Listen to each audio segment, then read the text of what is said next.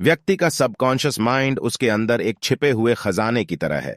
हमारे subconscious mind की शक्ति इतनी प्रबल है जिससे हम कुछ भी उत्पन्न कर सकते हैं और किसी भी समस्या का समाधान प्राप्त कर सकते हैं। आवश्यकता इस बात की है कि इस शक्ति को उपयोग में लेने की हमें जानकारी होनी चाहिए या इस कला को सीखने की क्षमता हमारे अंदर होनी चाहिए। सबकॉन्शियस माइंड में इतनी ताकत है जितना आप सोच भी नहीं सकते, और इसकी जादुई ताकत से आपको वाकिफ कराना हमारा मकसद है ताकि आप इसका भरपूर फायदा उठा सके। आपके अंदर एक खजाना मौजूद है जो आपका सबकॉन्शियस माइंड है। बस आपको इसे कंट्रोल करके अपने फायदे के लिए इस्तेमाल करना आना चाहिए। जब भी किसी काम को करने से पहले खुद को यह यकीन दिलाते रहते हैं कि आप फेल हो जाएंगे या फिर कोई चीज आपको नहीं मिलेगी, तो दरअसल आप अपने ही दिमाग को ऐसा करने के लिए मजबूर कर रहे होते हैं। आप अपने दिमाग की सुपर पावर को गलत आइडिया दे रहे होते हैं कि आप ये नहीं कर सकते या वो नहीं कर सकते। ऐसा कभी मत कीजिए। कभी भी अपने दिमाग में नेगेटिव आइडिया मत आने दे, बल्कि पूरे जोश के साथ दोहराते रहे। विश्वास रखें और उम्मीद भी। हमेशा अपनी नजरिया सकारात्मक रखें। यदि आप किसी चीज को अपने जीवन में नहीं चाहते हैं तो यह मत सोचिए कि मैं यह नहीं चाहता हूं, बल्कि इसके स्थान पर आप वह सोचे जो आप चाहते हैं, जो आप करना चाहते हैं, जो आप अपने जीवन में बनना चाहते हैं। हमेशा उसके बारे में ही सोचिए। सबसे अच्छा तरीका है कि आप अपनी सभी इच्छाएं सकारात्मक रूप में लिखते जाएं। जो भी आप पाना चाहते हैं वह सब आप अपनी डायरी में लिखें और सोने से पहले उसको पूरे विश्वास के साथ पढ़ करके सोए। बरसों से आपकी नकारात्मक सोच की जो धूल मिट्टी है वह धीरे धीरे आपकी सकारात्मक सोच से हट जाएगी। इसमें कुछ समय लग सकता है, लेकिन जब आप पूरे धैर्य से अपने चिंतन में लगे रहेंगे तो यह चमत्कार शीघ्र ही होगा और आपके जीवन के सभी सपने साकार होंगे। व्यक्ति अपनी सोच से दुनिया को बदल सकता है। आपका दिमाग कैसे काम करता है? एक महिला थी, उसकी मेमोरी चली गई, मगर उसने अपने दिमाग को यही यकीन दिलाती रही कि उसकी मेमोरी दिन ब दिन बढ़ती जा रही है। यह उसका मजबूत विश्वास ही था, और सच में उसके साथ ऐसा ही हुआ। हमारे दिमाग का कॉन्शियस और सबकॉन्शियस हिस्सा एक दूसरे से अलग होने के बावजूद आपस में जुड़े हुए हैं। जो कुछ आप सोचते हैं वो अपने कॉन्शियस माइंड वाले लेवल से सोचते हैं, और जो भी आप करते हैं, छोटी से छोटी चीज, वे आपके सबकॉन्शियस लेवल को अफेक्ट करती है। सबकॉन्शियस माइंड वो है जो सोच विचार करता है, और कॉन्शियस माइंड आपकी हर सोच पर विश्वास करके उसे अपना लेता है। जो कुछ भी आप सोचते हैं और करते हैं उसे कॉन्शियस माइंड पूरी तरह यकीन करता है। आपसे जो कहा जाता है उसे आपका सबकॉन्शियस माइंड बिना किसी जिद के उसे मानने लगता है। फिर आप चाहे सही या गलत जो भी विचार रखते हैं उसे ये बेहिचक अपनाने लगता है। तो याद रखिए कि आप अपनी कश्ती के खुद ही मालिक है। सारा कंट्रोल आपके हाथों में है, तो सोच समझ कर चुने, अच्छा चुने और अपनी खुशियां चुने। सबकॉन्शियस माइंड के काम करने की जादुई ताकत। एक सर्जन डॉक्टर जेम्स एसदिले ने कुल 400 ऑपरेशन किए। तब तक एनेस्थीसिया की खोज नहीं हुई थी जिससे वो अपने पेशेंट को बेहोश कर सके। उन्होंने अपने मरीजों को मेंटल एनेस्थीसिया देकर वे उन्हें पूरी तरह यकीन दिला देते थे कि ऑपरेशन में उन्हें किसी भी तरह का दर्द नहीं होगा और ना ही कोई इन्फेक्शन होगी। उनके ऑपरेशन सफल हुआ करते थे और उनका मोर्टेलिटी रेट यानी पेशेंट को मरने का रेट भी बहुत कम था। अपने मरीजों का ऑपरेशन करने से पहले वे उनके सबकॉन्शियस माइंड को हिप्नोटिक करके उनके कानों में बोलते थे, तुम्हें कुछ नहीं होगा, तुम ठीक हो जाओगे, तुम स्वस्थ हो। आपका सबकॉन्शियस माइंड आपका सब कुछ कंट्रोल करता है। आपके खून का बहाव, आपका डाइजेशन और आपके थॉट्स। एक बार अगर आप इसकी ताकत समझ ले तो इसे अपने फायदे के लिए इस्तेमाल कर सकते हैं। जब आप नेगेटिव सोचते हैं तो वे आपकी डिस्ट्रक्टिव इमोशन होती है जिसे अपने दिमाग से निकालना बेहद जरूरी हो जाता है, वरना आपकी बॉडी में एंजाइटी या मेंटल इलनेस जैसे प्रॉब्लम्स होना शुरू हो सकती हैं। अपने दिमाग में उठने वाले हर ख्याल पर गौर करें, क्योंकि वहीं फिर आपके एक्शन बनने लगते हैं। आप जो कुछ सोचते हैं उसे आपका सबकॉन्शियस माइंड रिएक्शन देने लगता है। तो जब भी आप सोए उससे पहले मन में एक इरादा करें, एक टारगेट चुनें और खुद से ही कहे कि आप उसे पूरा करना चाहते हैं। आप कुछ भी सोच सकते हैं, अपनी अच्छी सेहत, पैसा या फिर लोगों के साथ अपने रिश्ते के बारे में भी। पॉजिटिव विचारों को आने दे, अपने दिमाग को प्रोग्राम करते रहे, और फिर इसके मिरेकल्स क्या होंगे ये आप सोच भी नहीं सकते हैं। 1910 का एक मशहूर किस्सा है। एक आदमी को टंग पैरालिसिस हुआ, यानी उसकी जीभ को लकवा मार गया। उन दिनों इसका कोई भी इलाज नहीं था। वो डॉक्टर के पास गया तो उसने उसकी जुबान में एक थर्मामीटर रखकर कहा कि ये एक बिल्कुल नया इंस्ट्रूमेंट है जिससे उसकी जीभ ठीक हो जाएगी। और कुछ ही मिनटों बाद उसकी जीभ ठीक हो गई थी और वो उसे हिला पा रहा था। बहुत से एक्सपेरिमेंट में हिप्नोसिस किए गए लोगों को आसानी से ये यकीन करा दिया जाता है कि उन्हें कोई खास बीमारी नहीं है, क्योंकि उनका सबकॉन्शियस माइंड कही हुई बातों पर यकीन कर लेता है। इसमें इतनी ताकत होती है कि वे उसी तरीके से एक्ट भी करने लगता है। जब किसी मरीज के सबकॉन्शियस माइंड को यकीन दिलाया जाता है कि वो ठीक हो रहा है, तब ऐसा लगता है कि वो कभी बीमारी का शिकार था ही नहीं। आपके शरीर पर कोई असर तब तक नहीं होगा जब तक आपका सबकॉन्शियस माइंड ऐसा करने को ना बोले। हमेशा अपने सबकॉन्शियस माइंड की ताकत को याद रखें। न जाने आपके जीवन में इसकी बदौलत कब क्या चमत्कार हो जाए, इसलिए कोई भी मौका मिस न करे।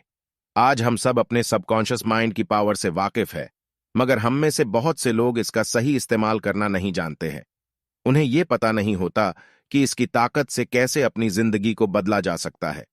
और ऐसा करने के लिए सबसे पहले तो ये जानें कि आपको क्या चीज हील करती है, और फिर उसे अपने सबकॉन्शियस माइंड को गाइड करने में इस्तेमाल करें। दिमाग में कोई एक प्लान बनाए, उसे काम करता हुआ देखे, फिर बुरे या नेगेटिव ख्याल ना आने दे और अपनी दुआओं पर यकीन रखे। जब गोल्डन गेट ब्रिज बना तो इंजीनियरिंग कंपनी के पास एक प्लान था। इस प्लान में पहली बार स्ट्रेसेस एंड स्ट्रेन्स की बात कही गई थी जो ब्रिज पर पड़ सकती थी। तब उन्होंने एक मजबूत तरह से आइडियल ब्रिज के बारे में सोचा और उसे प्रैक्टिकली टेस्ट किया गया। ये सारे स्टेप्स आर्डर में किए गए और कोई भी स्टेप पहले या बाद में नहीं अपनाया गया, वरना ब्रिज पूरी तरह नाकामयाब रहता। जिस तरह हमारी दुआएं सुनी जाती है, वे भी कुछ इसी तरह है। जो हमें मिलता है ना, पहले ना बाद में, बिल्कुल सही वक्त पर ही मिलता है। कुछ चीजें पहले होनी होती है तो कुछ बाद में। इनमें से सबसे पहली टेक्निक है पास ओवर टेक्निक। सिंपल तरीके से अपने विचारों और इच्छाओं को अपने सबकॉन्शियस माइंड में रखते जाए ताकि आप किसी भी तरह की बीमारी दूर कर सके।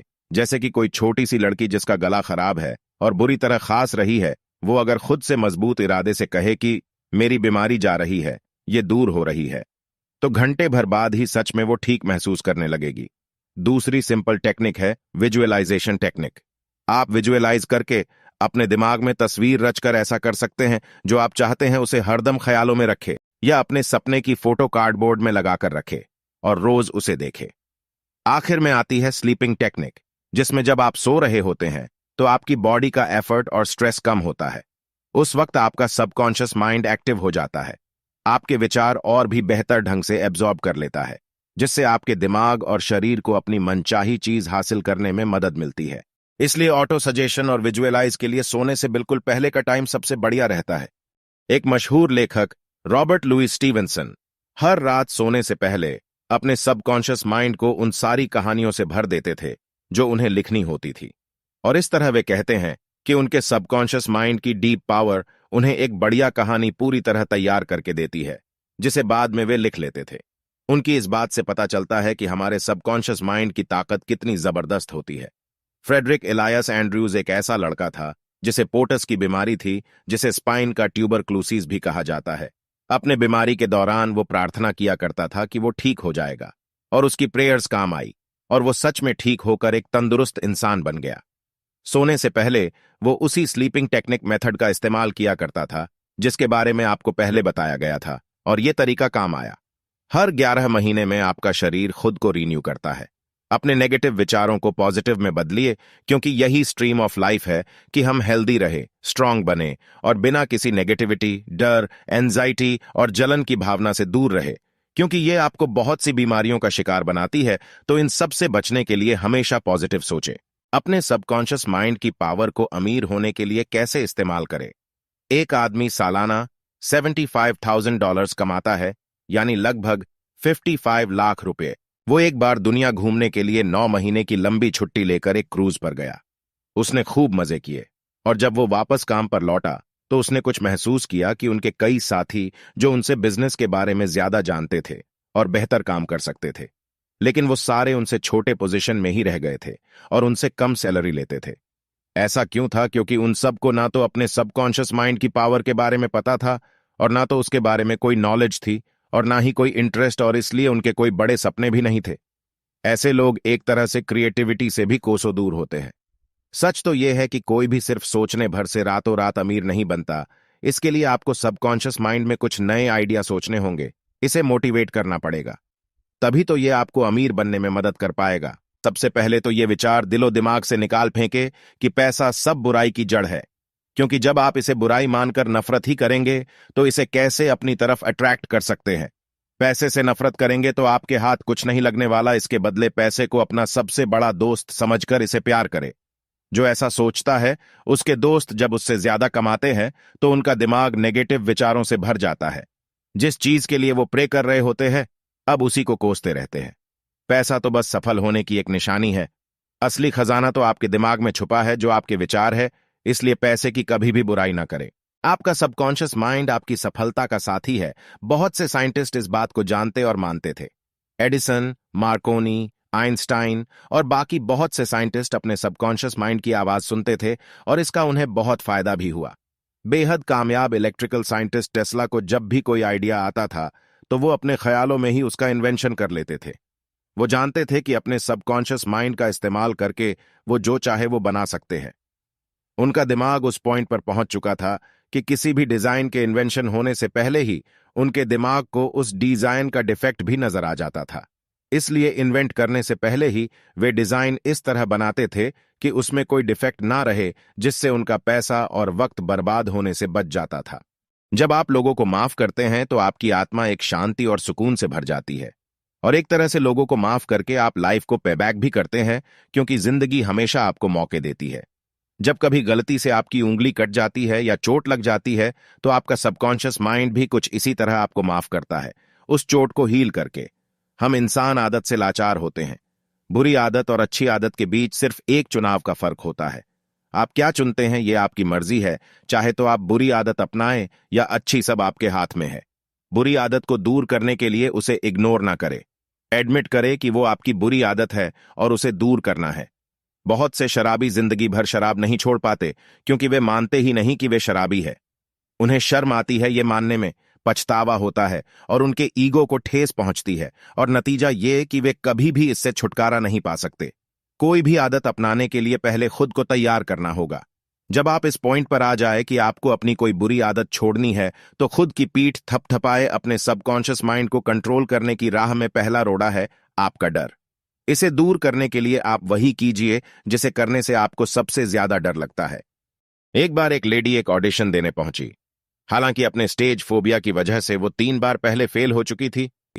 उसकी आवाज में जादू था, मगर उसके नेगेटिव ख्याल उसके सबकॉन्शियस माइंड पर जमे हुए थे, और इसीलिए हर बार स्टेज पर जाने के ख्याल से ही वो डर जाती थी। उसने इसका जो इलाज निकाला वो बेमिसाल था। वो खुद को दिन में 3 बार कमरे में बंद कर लेती थी। एक चेयर पर बैठकर रिलैक्स होकर वो अपनी आंखें बंद कर लेती थी। फिर वो खुद में दोहराया करती कि उसके पास गजब की आवाज है जिसकी बदौलत वो किसी का भी दिल जीत सकती है। वो खुद से 10-10 बार कहती थी कि उसे स्टेज पर डर नहीं लगता। जिस दिन उसका ऑडिशन था उसके एक रात सोने से पहले उसने ये टेक्निक दोहराई, और कमाल की बात है कि ये काम कर गई। वो ऑडिशन देने के लिए स्टेज पर चढ़ी, बहुत ही खूबसूरती से गाया और लोगों पर अपनी आवाज का जादू चला दिया। जब आप अपनी आंतरिक शक्तियों का प्रयोग करना सीख लेंगे तो आप भय की कैद से स्वतंत्र हो जाएंगे और सुखमय जीवन का आनंद लेंगे।